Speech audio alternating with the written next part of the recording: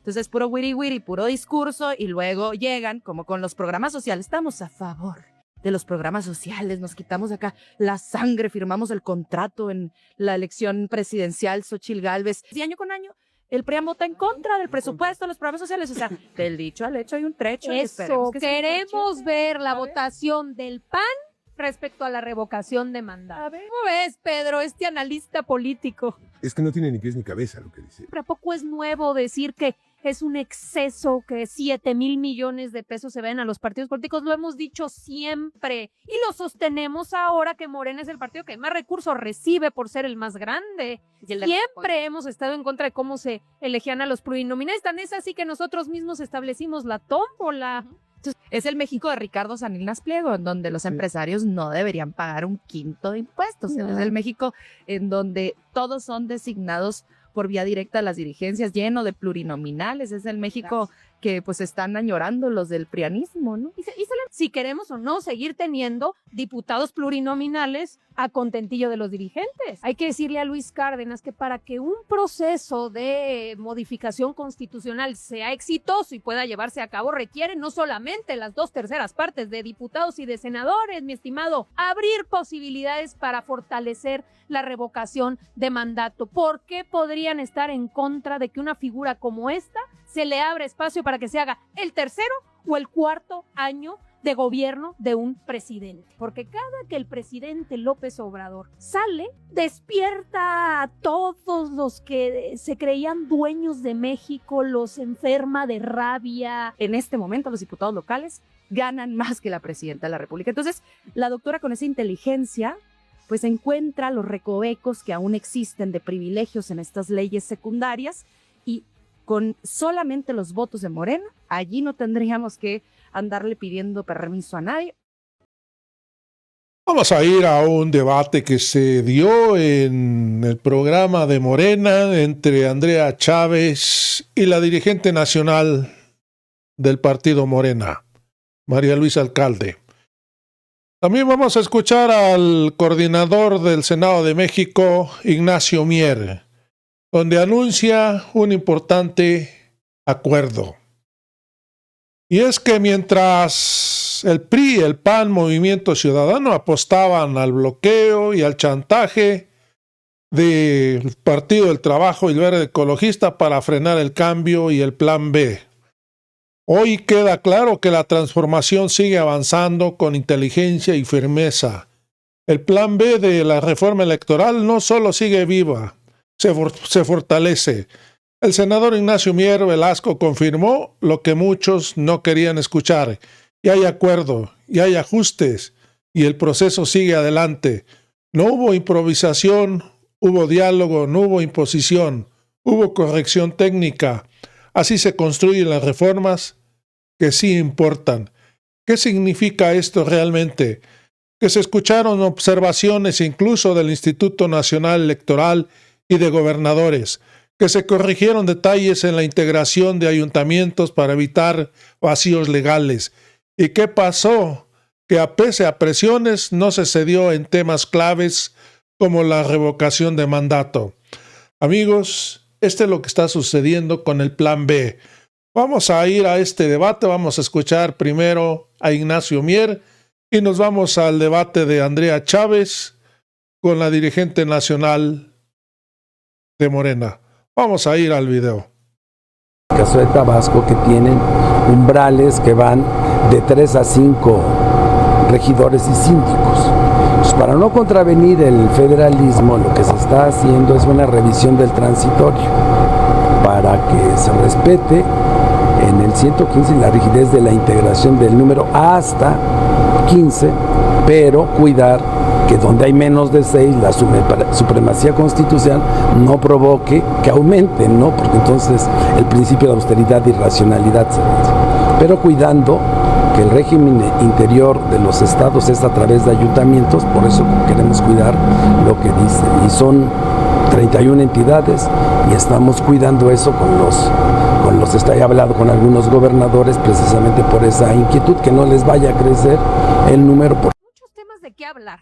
Queremos arrancar este espacio con el Plan B. Ya sabemos que la presidenta de México presentó este plan B en materia electoral que hoy está en el Senado de la República por discutirse en este espacio, por cierto, pues ahí donde está Andrea, y que tiene que ver con seguir la lógica de acabar con los privilegios y fortalecer la democracia, como dos rutas que se plantearon en el primer proyecto, esto que hemos dicho o hemos denominado el Plan A, que fue esta primera iniciativa que mandó la presidenta de México a la Cámara de Diputados y que tenía que ver con acabar con privilegios. En ese momento se planteaba que acabáramos con la designación unilateral a dedazo de los plurinominales, reducción de presupuestos de partidos políticos, entre muchos otros, era disminuir privilegios. Sabemos también que no obtuvo las 2/3 partes que se requieren para modificar la Constitución y por ello no fue aprobado. La presidenta planteó muy bien, vamos a esta segunda propuesta que esperemos genere consensos para seguir avanzando en acabar con los privilegios que todavía se sostienen en algunas de las áreas. Totalmente, querida presidenta, decirle a la audiencia morenista que esta reforma legal se trata de una manera distinta porque no es nada más una reforma constitucional, es una reforma a leyes federales. Lo que te dice esto es que solo con los votos de Morena, prácticamente en el 90% de este plan B, podríamos alcanzar el ahorro deseado de hasta 4,000 millones de pesos, que era la propuesta inicial. Es decir, la doctora Claudia Sheinbaum Pardo, presidenta de México, propone una reforma constitucional para terminar con los privilegios y ahorrarle así al pueblo de México 4,000 millones de pesos.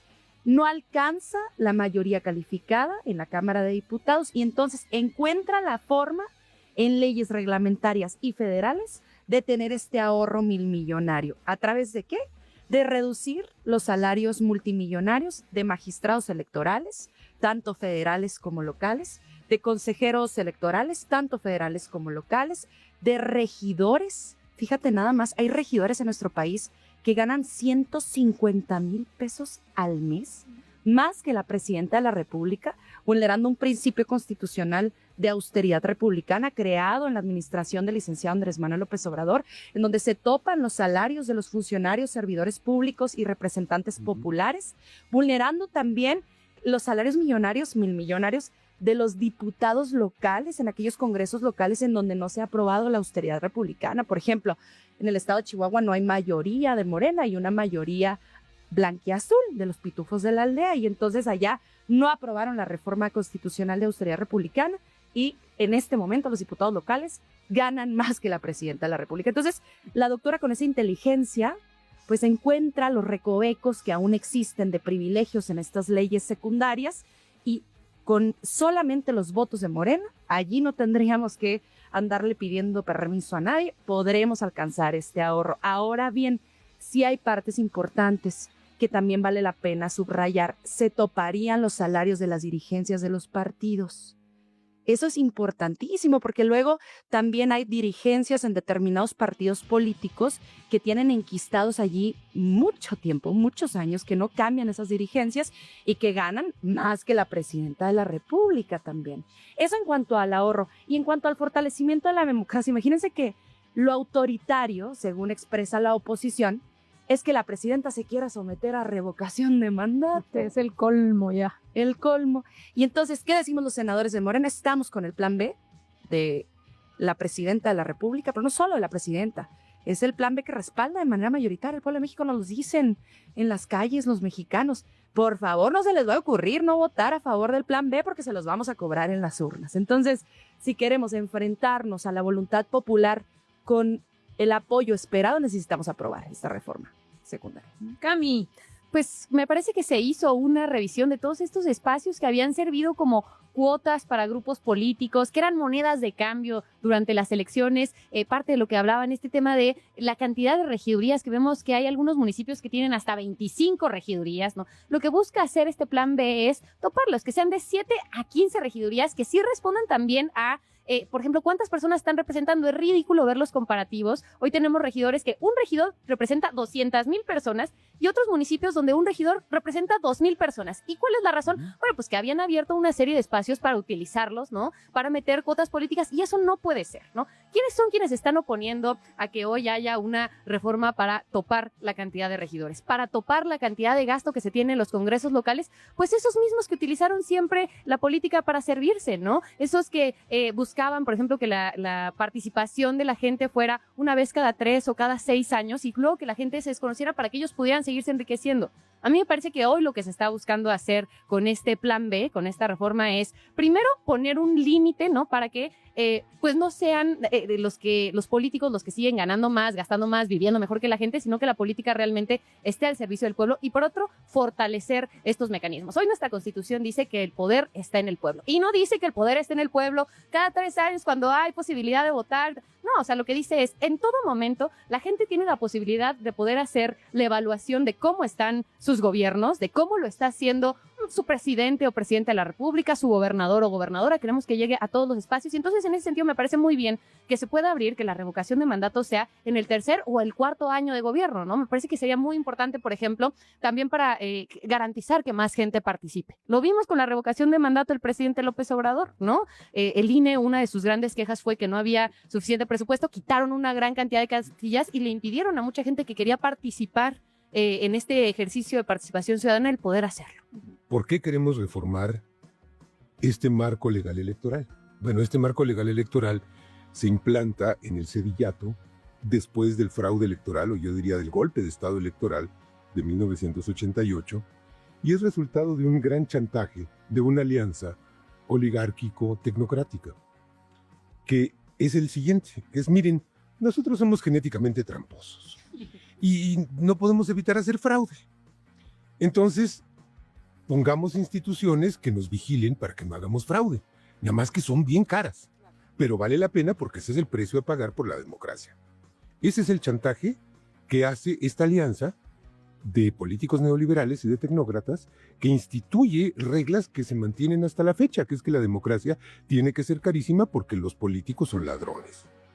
De ahí viene, ¿eh? Bueno.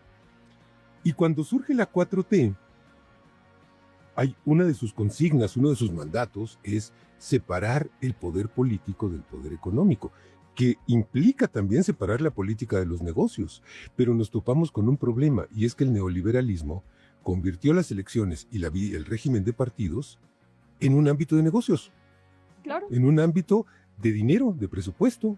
Cuando Zedillo le abre la llave de las prerrogativas de los partidos, pues lo que hace es convertir a los partidos en empresas, en donde se acaba la lucha por los proyectos y empieza la lucha por los presupuestos. A ver, ya se planteaba aquí de manera un poco más detallada de qué trata este plan B, porque a veces, a ver, pero entonces el plan A y este plan B, ¿qué trata? Entonces, a ver, primero, una cláusula de austeridad para todos los funcionarios. Ya sabemos que en la Constitución ya dice que no puedes ganar más que la presidenta, pero ¿qué pasa? Pues que dicen los consejeros del INE, bueno, eso a mí no me incluye. Y que dicen los regidores, eso a mí no me incluye. Y que dicen los legisladores locales, eso a mí no me incluye. Dejando claro que nadie puede ganar más que la presidenta, que no se pueden tener, por ejemplo, no se puede acceder a gastos médicos privados, no mecanismos de bonos extras. Porque entonces, ¿qué sucede? Pues este es mi salario, que es más abajo que la presidenta, pero a través de otras prestaciones extras acabo ganando mucho más que la presidenta. Entonces, bonos, seguros de gastos médicos, seguros de retiro, de ahorro. No, tenemos todos la responsabilidad en todos los niveles, y ahí dice a nivel municipal, estatal y obviamente todas las dependencias del orden público, llámese todas incluidas, el Instituto Nacional Electoral, y todos tenemos que respetar esa regla de austeridad. Entonces, eso lo trae que es fundamental. Lo otro que tiene que ver con las regidurías, que es que haya cierta lógica de cuántos regidores se tienen en los diferentes municipios, porque tenemos municipios con muchísimos regidores que son pequeños y otros pequeños que, en fin, disponer hasta 15 regidurías permite de alguna manera establecer ciertas reglas. Y luego lo de los congresos locales, que es muy importante. Hoy se pregunta, bueno, ¿por qué .70? Bueno, porque es la media nacional. Hoy tienes congresos locales que gastan muchísimo dinero, que cuesta mucho. Tienes congresos locales que cuestan poco.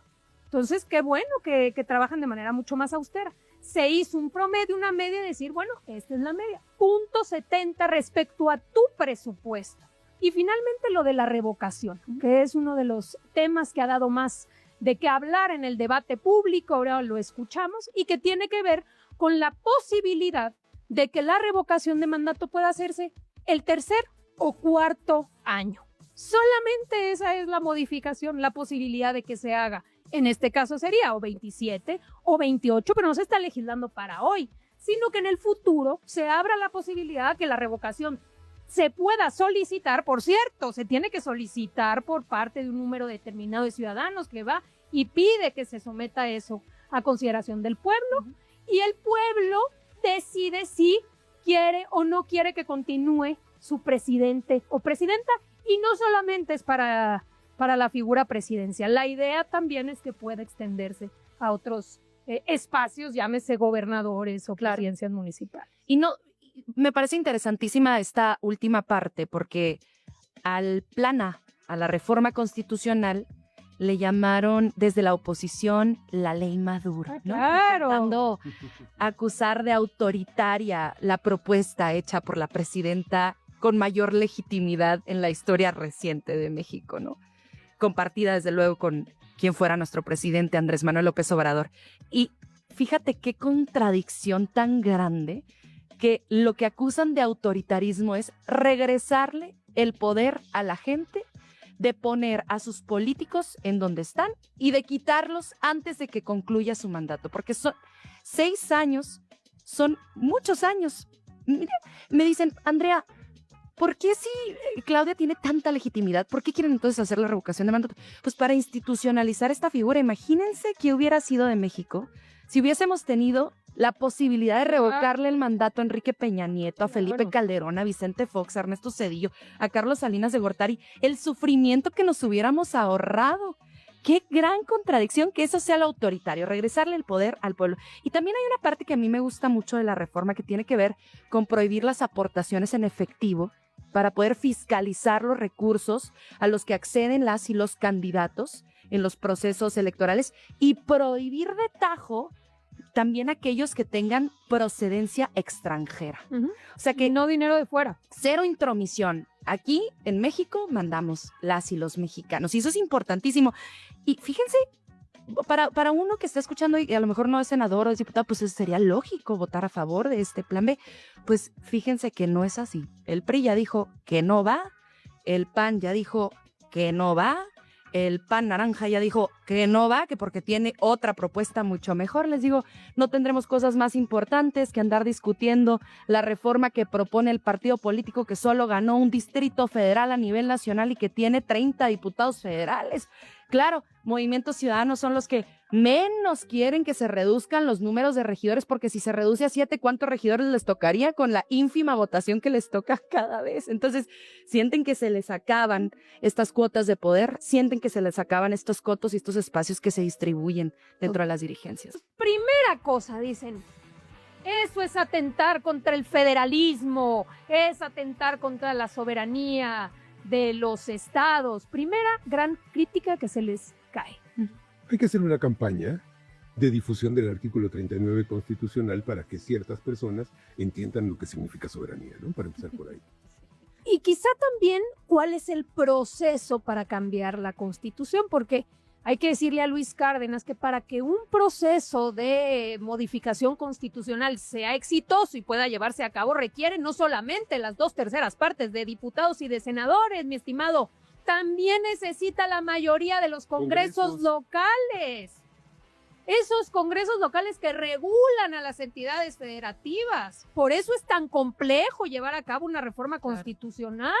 Pero son los congresos locales los que discuten esta propuesta que les manda el Congreso de la Unión, y si no hay una mayoría en los congresos locales, No hay reforma constitucional, señor. O la Aparte, les aprueban guste o no. en ejercicio de su soberanía. Claro, les guste o no, la constitución política de los Estados Unidos mexicanos está por encima de las constituciones locales. O sea, Somos una república. ¿cómo escudados en la soberanía de los estados es que no vamos a permitir se toquen los salarios de los regidores y de los diputados locales, por favor? Pero es toda esta campaña que en realidad ha habido desde antes incluso de conocer el Plan A. O sea, ni siquiera habían leído la reforma del Plan A, la propuesta, y ya estaban diciendo que la ley Maduro, que si no iba a tocar el tema del financiamiento ilícito. Y entonces ahora están intentando meter una narrativa completamente falsa como de que se está tocando el federalismo, cuando la Constitución es clarísima, ¿no? Los ayuntamientos tienen derecho a tener un cabildo que esté contemplado de acuerdo a las leyes, ¿no? Entonces están confundiendo entre bajar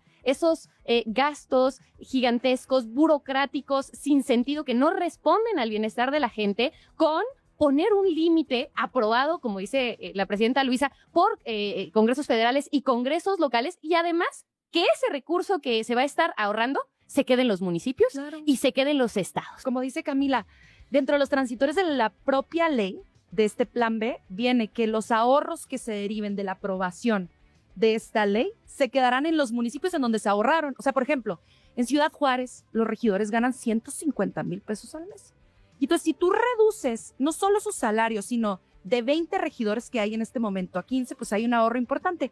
No se lo va a llevar la federación a gastarlo en donde quiera. Se va a quedar en Ciudad Juárez para proyectos de infraestructura, para políticas públicas, becas, apoyos, pensiones. Esa es la soberanía a la que habría que defender, que existan más recursos para los municipios y los estados y la gente que allá habita y no su clase política. Un gobierno menos rico y un pueblo menos pobre. Yo creo que eso es, ¿no? Pero fíjate que hay un componente que me llama mucho la atención ahorita viendo a este señor.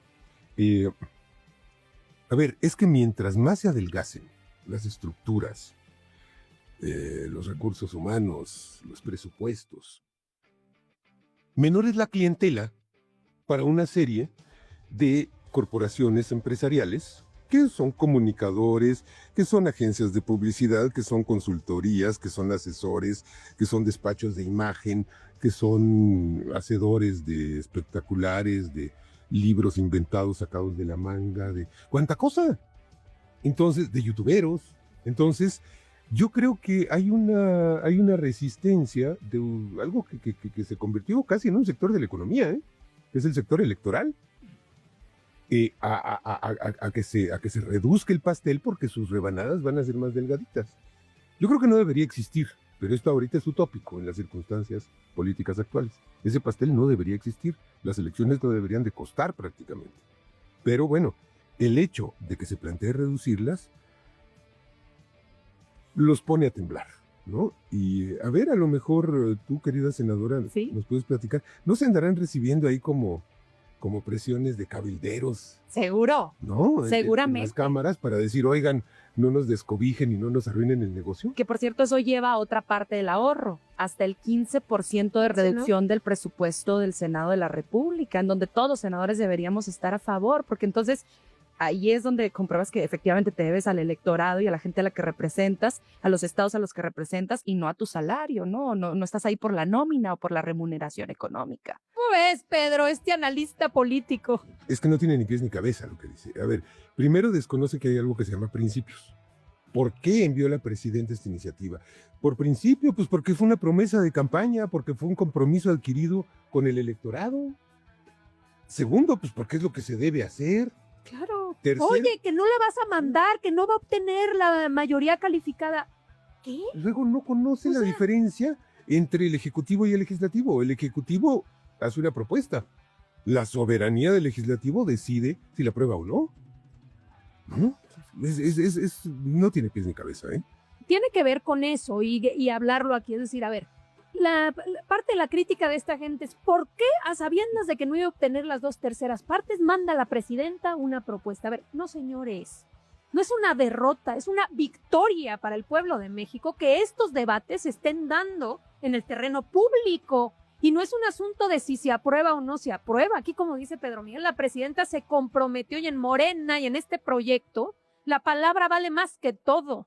Y si tú dijiste que te comprometías a que ibas a hacer una reforma y lo dijiste porque forma parte de tu proyecto, lo haces. Punto. que si se aprueba, no se aprueba, ojalá hubiéramos logrado convencerlos, pero aunque no lo hayamos logrado en este momento, queda, por supuesto, que en el debate público, si queremos o no seguir teniendo diputados plurinominales a contentillo de los dirigentes. Y es precisamente lo que habremos de discutir en los próximos comicios electorales. Qué bueno que la gente esté tan enterada del contenido de la reforma constitucional propuesta por la doctora, del contenido de la reforma legal, Plan B, propuesta también por la doctora, porque nos permite dos cosas. Uno, diferenciar quién cumple con su palabra y quién no. O sea, la reforma constitucional la aprobaba el 80% del pueblo de México y el 80% de los partidos políticos la rechazaron. Y es que hay un compromiso. A ver, en Morena ganamos a pesar de las reglas que hicieron los priistas y los prianistas y a pesar de los cochupos que tenían, ¿no? Y lo que estamos haciendo es, hoy que somos un partido que gracias al apoyo del pueblo de México tiene las mayorías, decimos, nosotros no venimos a administrar los cochupos que hacían los de antes. Nosotros venimos a cambiarlos. Y hubo un pueblo que decidió votar por la presidenta de la República y que nos dio la mayoría calificada y que incluso cuando salieron las encuestas donde les preguntaban, oye, ¿tú estás de acuerdo con estos planteamientos de los plurinominales, de las reducciones, de etcétera? Sobre el plan A, la gente decía, claro que sí queremos, ¿no? Entonces, por supuesto que había que cumplir con el compromiso, ¿no? No se lograron las 2/3 partes. Ahora se está proponiendo este plan B, que también reduce privilegios. Y fíjate que estaba la oposición y todos estos personajes ya frotándose las manitas, pensando que iba a haber división entre la coalición. Y es falso, ¿no? Logramos llegar a un acuerdo. Me parece que eso es también muestra de una capacidad de negociación de acuerdos entre la altura de miras de nuestra coalición y que dijimos, bueno, vamos a poder sacar esta reforma en unidad, ¿no? El fin de semana la presidenta Luisa junto con los dirigentes de los partidos políticos tuvieron un encuentro de unidad de decir, claro que vamos a apoyar a la presidenta de la República, claro que vamos unidos y claro que vamos a cumplir con una reducción de los privilegios. A ver, presidenta de Morena, Luisa María Alcalde, el mantener los términos legales, bueno, ya ni siquiera hablemos de los constitucionales, tal y como están, ¿no sería tremendamente benéfico para Morena desde un punto de vista meramente electoral y electorero? Presupuestado es.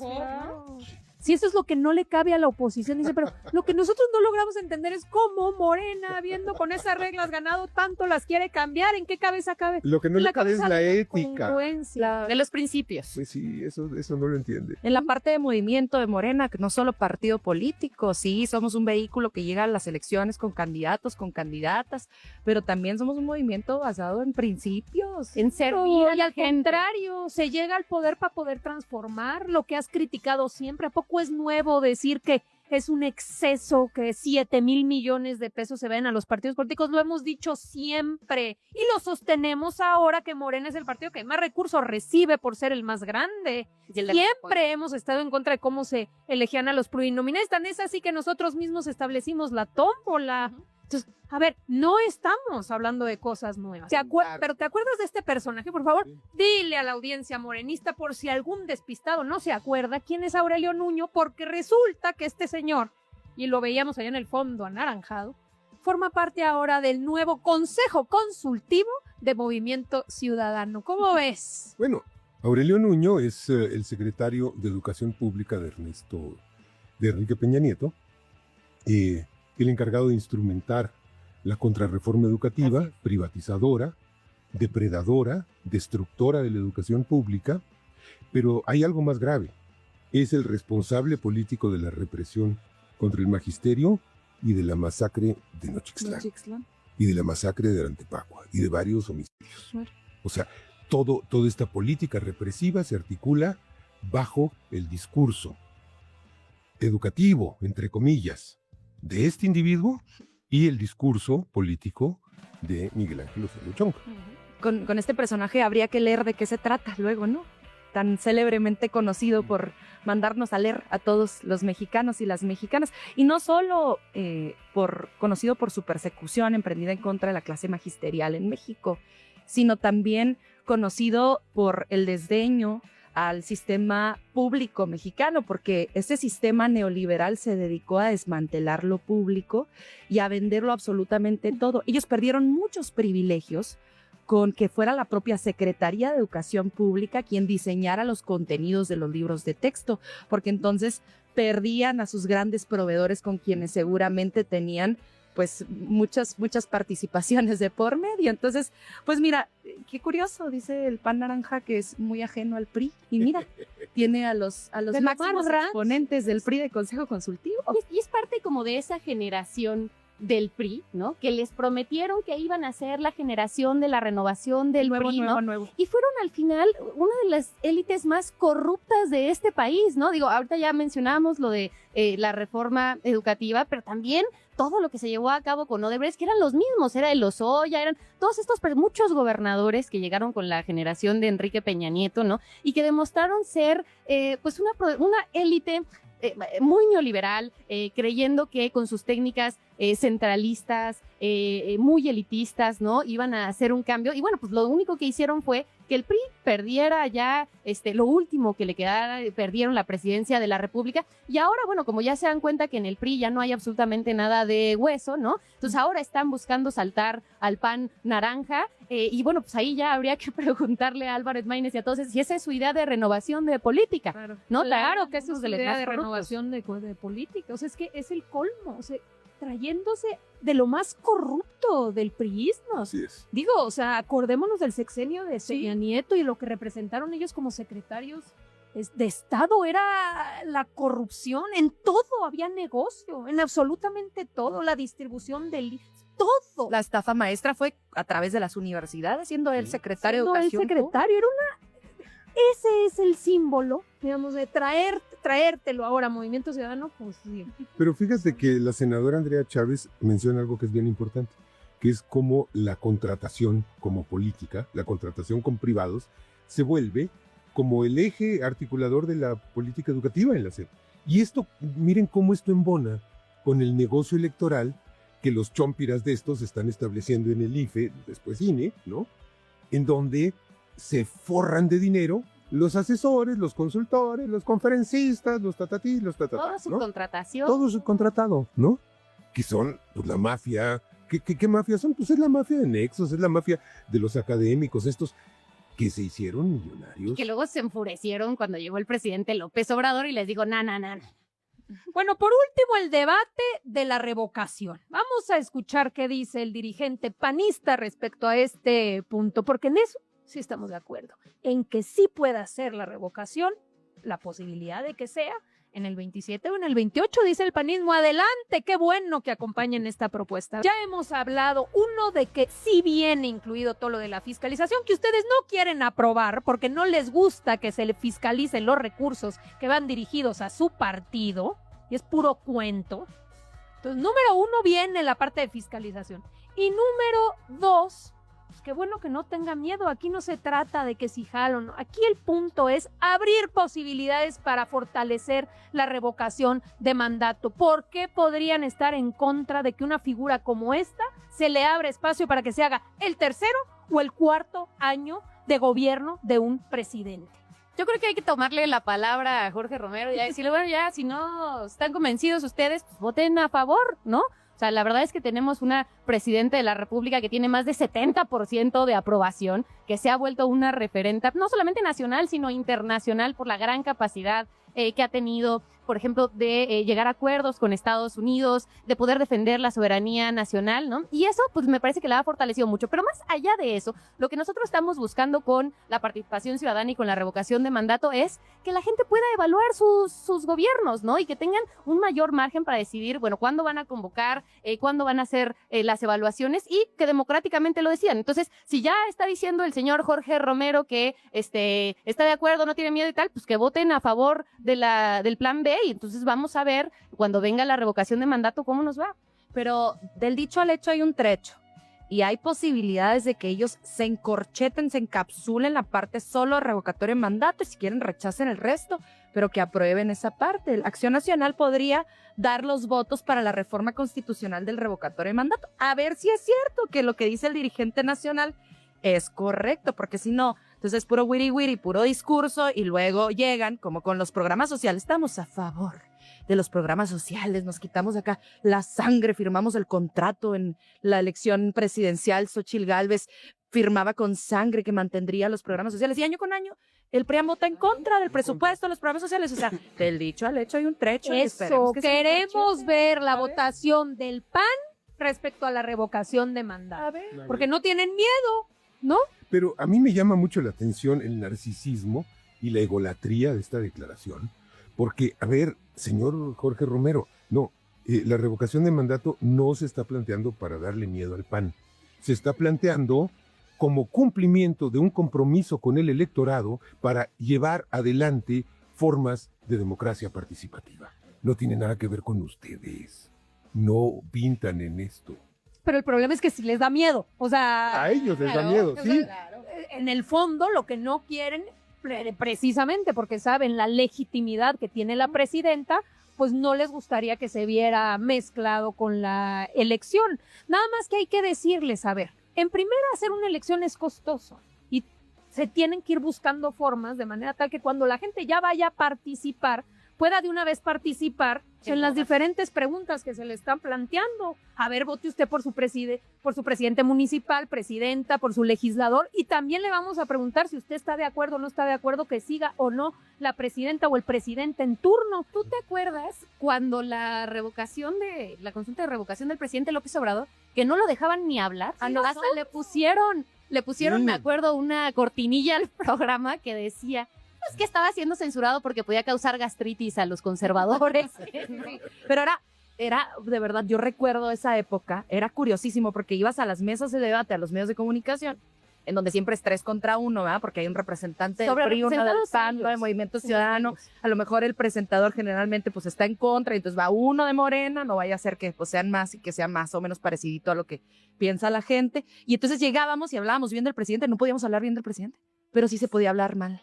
Sí se podía hablar mal. Sí, las reglas, o sea, solo hay que recordarlos, era como, ok, sí, que se someta a revocación, pero nadie puede decir absolutamente nada bueno sobre el presidente, no vaya a ser que el presidente ande diciendo qué anda haciendo. Exacto. O sea, ¿No? ¿qué es? Que ande, cosa no vayas tan a decirle a la absurda? gente Con hechos Sí. que hemos sacado 13.4 millones de la pobreza, Exacto. que hemos aumentado los salarios, que hemos llevado las pensiones a nivel constitucional, no vaya a Como ser. si nos viajemos un poquito al pasado, ¿no? Y pensemos en un proceso de revocación de Peña, por ejemplo.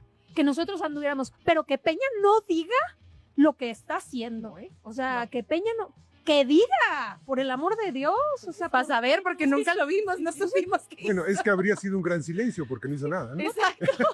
a ver pero- qué inventa. Sí. Pero es cierto, no podíamos hablar de la política social, no podíamos decir. No querían ni mañaneras. Ah, no, que se suspendan las mañaneras porque entonces es Bueno, lo que demuestra todo esto es que la reacción conservadora le tiene pánico al debate y le tiene pánico a la libre discusión de los asuntos de la República. a la Eso es transparencia. Yo sí me acuerdo, no solamente con la revocación de mandato, sino incluso desde antes cuando se organizaron los ciudadanos para pedir el juicio a expresidentes, cómo hicieron lo imposible, ¿no? Para que la gente eso no digo, participara. No tradujeron, eliminaron casillas, las cambiaron de último momento, no informaban nada, utilizaban los tiempos del INE para hablar de otras cosas que no tenían nada que ver con Nada el proceso que Y se en estaba ese llevar a momento, cabo. y en ese momento sí había una Suprema Corte que justa no tenía nada, completamente parcial, que complejizó la pregunta de la consulta, que Terriblemente, declaraba sí. todas las leyes secundarias federales como inconstitucionales, modificaciones constitucionales que querían declarar inconstitucionales. Fíjense la otra vez, gran contradicción. La En moral- ese momento se había una corte Yo siendo creo que la parte. moraleja de esto es la tremenda dificultad que significa transformar un régimen siguiendo sus reglas. Sí.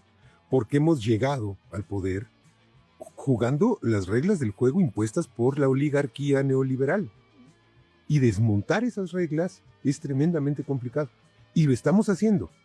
Y este es un paso, el del plan B, muy significativo. Y ha sido un proceso, porque también una cosa es, por ejemplo, en este tema de participación ciudadana, cada vez, conforme se han dado ejercicios, la gente ha participado más, ¿no? En el último ejercicio, que fue la primera vez que votamos por jueces, magistrados y ministros, hubo una mucho mayor participación que en algunas de los ejercicios de participación ciudadana anterior. Entonces cada vez ha sido complicado porque es un proceso, pero cada vez es más gente la que está participando y la que dice yo quiero involucrarme en las decisiones más allá de las elecciones constitucionales regulares que se tenían, ¿no? Eso, la vida pública cada vez tiene que ser más pública. Y que el como pueblo decía de México López no es Obrador. tonto, porque dice la oposición, no le vayas a meter una boleta más, porque el pueblo de Se México es muy confunden. tonto. Claro. Se van a confundir. Pues ¿no? ahí está, se va a discutir el plan B, hay que estar muy atentos en el Senado de la República en los próximos días. De aprobarse las 2/3 partes en el caso de la constitucional, pasaría a la Cámara de Diputados y luego a los congresos locales. Hay que estar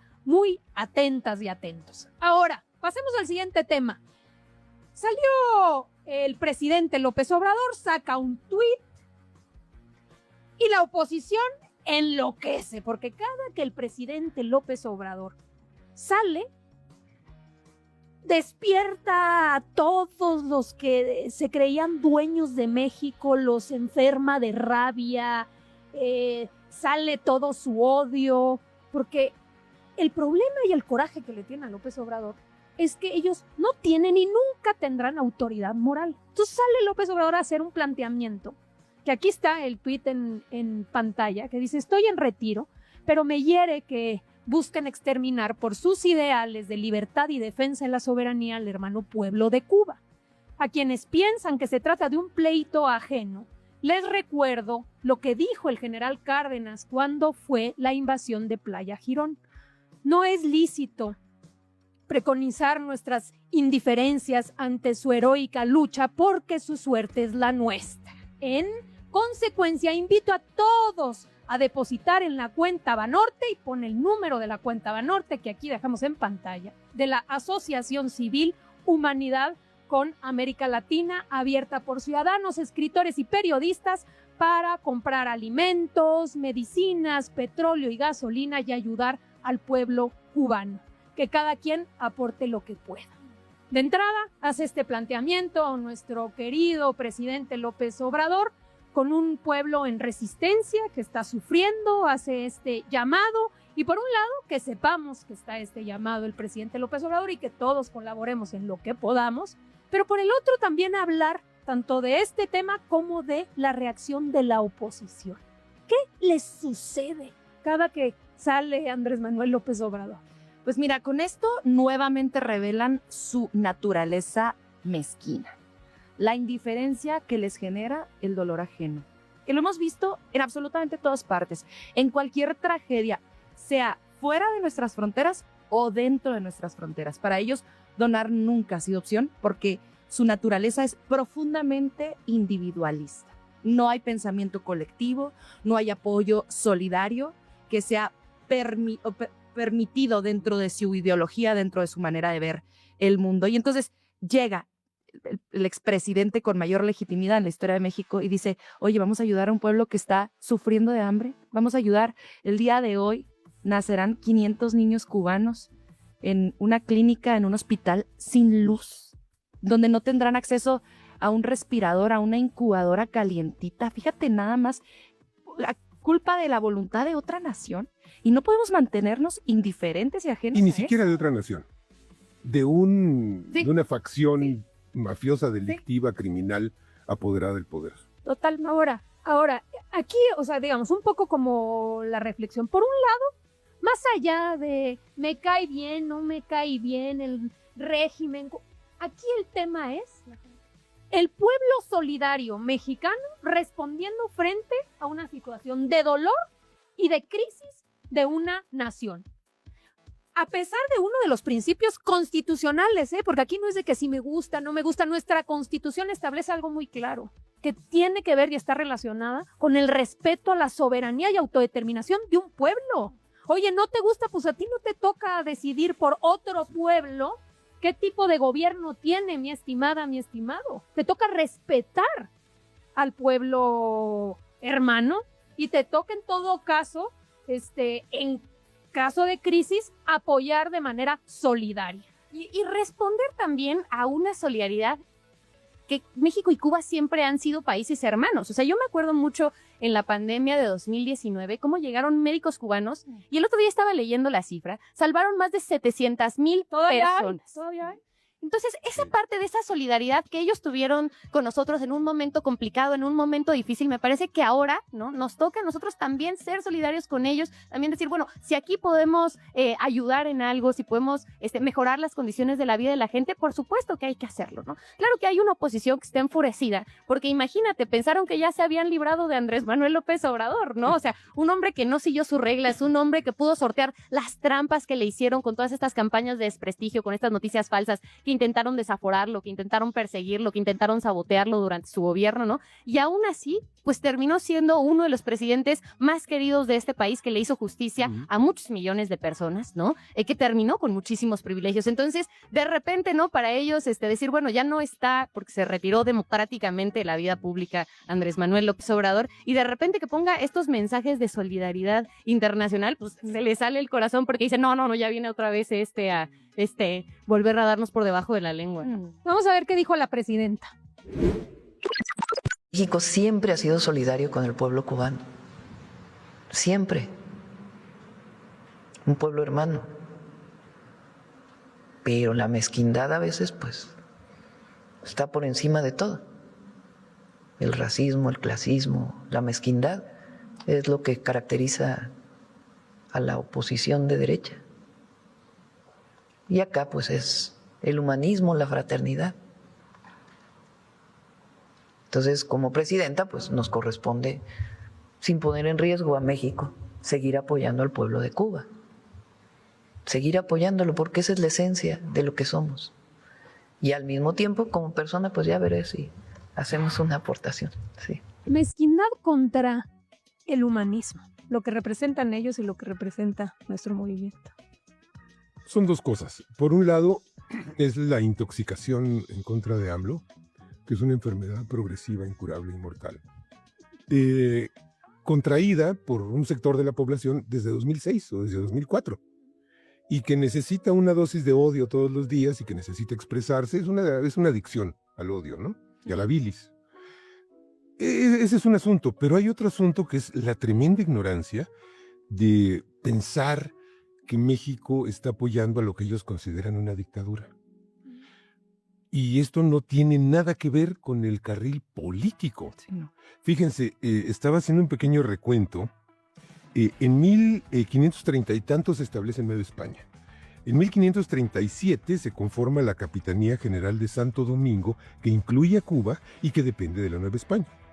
Y Cuba se independiza, digamos, dentro del marco del Imperio Español en 1774 como Capitanía General por derecho propio y depende de México.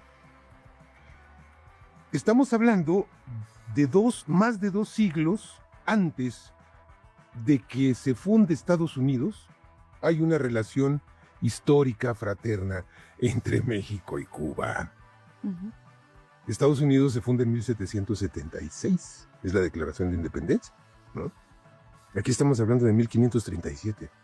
Bueno, entonces hay una relación histórica que no se puede ignorar, Claro. independientemente de regímenes políticos, de gobiernos, de lo que sea.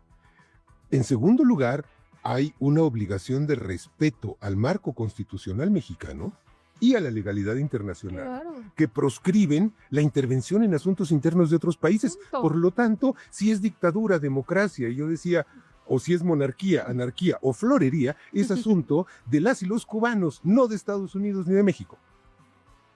Y tercero, hay un principio humanista de ayudar a quien lo necesita. Y en ese principio humanista, México ha ayudado a Chile, gobernado por Piñera, que era un reaccionario. Ha ayudado a Turquía, gobernada por Erdogan, sin que tengamos que juzgar quién es Erdogan. Ha ayudado a Estados Unidos, gobernado por Bush, en el caso del huracán Katrina, gobernado por Trump. Y no nos ponemos a juzgar quién gobierna, ni si está bien o si está mal, o si es dictadura, o si es democracia, o si es qué. Ayudamos pues porque la gente está sufriendo. Esto no tiene nada que ver con un juicio político sobre Cuba. Ahora, que la oposición salga con tanta rabia a decir, pero ¿por qué llaman a la solidaridad? Eso no es... ¿Qué onda? Digamos, qué nivel de mezquindad, como dice la presidenta? ¿Por qué? ¿Cuál es el coraje? Bueno, aquí se planteaba, estamos hablando de hospitales, O sea, de las carencias más indispensables. O sea, ¿cuál es la oposición? ¿Su lógica es la indiferencia frente al sufrimiento del de enfrente? O sea, ¿eso es lo que quieren establecer como principios para esta sociedad, para esta humanidad de hoy y del futuro de las nuevas generaciones? Lo que está sufriendo el pueblo cubano es para que el mundo estuviese estremecido, de verdad. Así Sí, de no, fácil. claro. Cualquier persona que se diga humana, pues debería estar estremecido con lo que está aconteciendo. Pues aquí dejamos la información y la convocatoria de nuestro presidente López Obrador para que todas y todos sepamos, conozcamos bien cuáles son los datos y si podemos, apoyemos. Vamos a la última parte, dos temas. Uno, ¿cuál fue lo mejor de las redes sociales esta semana? Para concluir con lo peor de las redes sociales. Vamos a ver lo mejor primero. Bueno, como ven, es un hospital muy equipado. Tiene... Son los niños y niñas de la escuela de enfrente.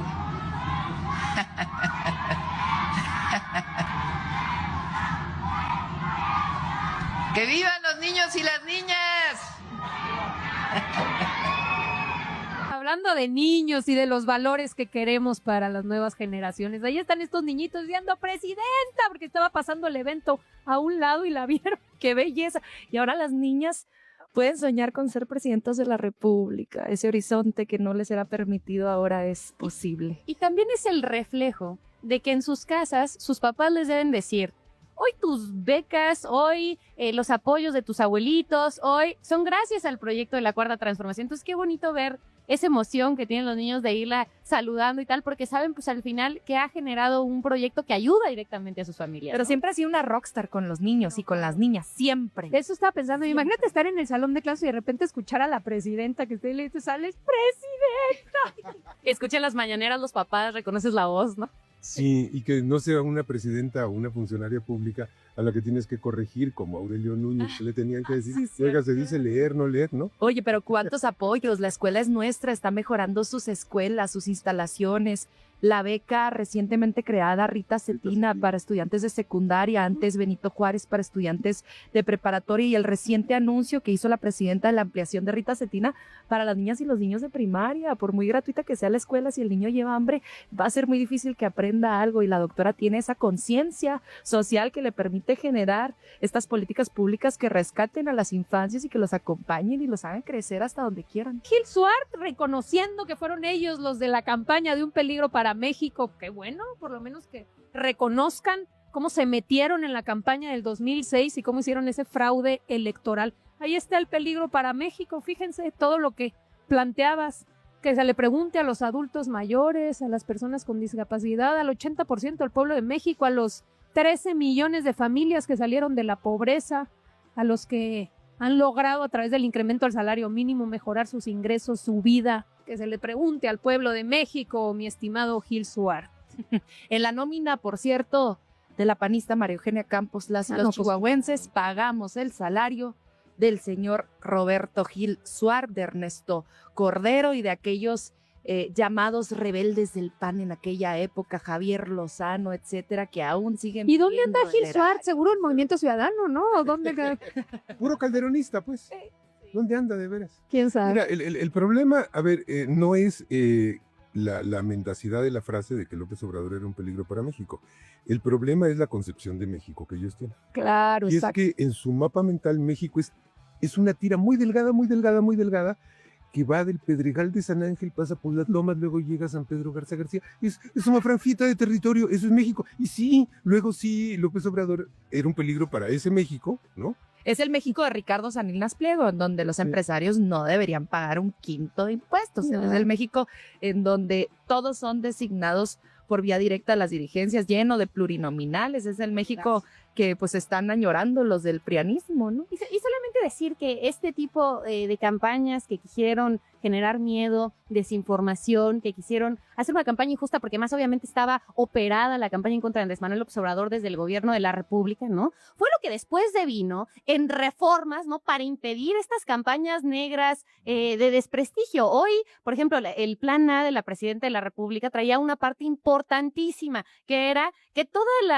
los videos que se hicieran hicieran con inteligencia artificial, pudieran tener una etiqueta Mira, para que la gente los entre. Porque ¿qué es lo que está haciendo la oposición? Pues está agarrando videos de la presidenta de la República o videos de otros personajes y les está cambiando la voz diciendo que dijeron cosas que no dijeron. A eso es a lo que se opusieron ellos, la verdad, porque como no tienen propuestas y como no tienen proyecto, entonces pues tienen que irse a la mentira, al intentar generarle miedo a la población. Entonces, sí decirle a la gente que nos está viendo que vamos a tener que estar muy pilas el próximo año, ¿no? Para no caer en estas noticias falsas. Nos despedimos con una invitación, Cami, ¿cuál es? Oigan, pues vamos a tener nuestro segundo campamento de formación política para jóvenes. Ahora nos vamos a ver en Nuevo León. Ya están abiertas la convocatoria para que puedan aplicar. Será el 24, 25 y 26 de abril y pueden pues empezar a generar su aplicación en jóvenes.morena.app para que nos puedan compartir por qué quieren ir a este campamento de jóvenes. Ahora vamos a estar participando con los estados de Aguascalientes, Coahuila, Guanajuato, Nuevo León, San Luis Potosí, Tamaulipas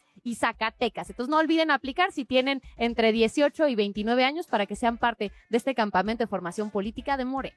Muy bien, pues muchísimas gracias, Gracias, que nos presidenta. acompañaron. Nos vemos la próxima semana, el próximo jueves aquí en La Morenista.